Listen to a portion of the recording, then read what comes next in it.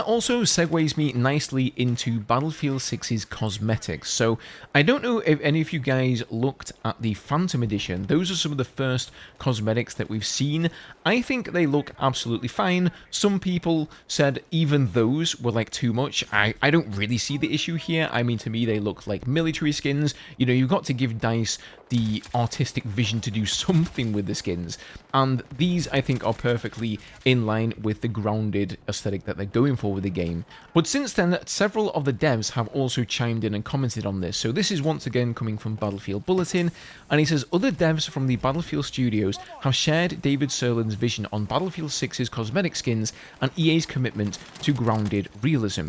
In an interview with DBLTAP, that's a bit of a mouthful, DICE design director Shashank Uchil pointed to Call of Duty's infamous Nicki Minaj skin as something Battlefield 6 doesn't need. So he said, it has to be grounded. This is what BF3 and BF4 was. It was all soldiers on the ground, pointing at the key art featuring soldiers in soldier gear looking out over a war-torn New York City. It's going to be like this. I don't think it needs Nicki Minaj. Let's keep it real, keep it grounded. In addition, DICE producer Alexia Christofi told to Comic Book that cosmetics must feel grounded and authentic to this game's aesthetic.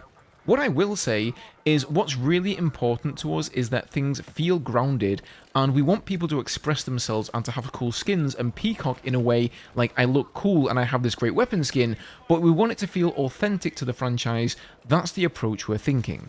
And then similarly, David Sirlin also had this to say. He says that's also part of the class identity, how you look. Probably more how you think you look than how you actually see someone. We have this shoulder identifier for classes like with the Recon, it's 3 antennas near their shoulder, similar to Battlefield 3. For example, there's a ghillie material on the Recon skins, and they're not used on the other classes to really emphasize the differences. There are some rules there, but it's looser rules than it's always going to look like this, but it needs to feel like it fits in the universe, because part of why I think we're getting this good feedback here is because it feels like Battlefield 3 and Battlefield 4, in a sense where it fits. I think that's really important.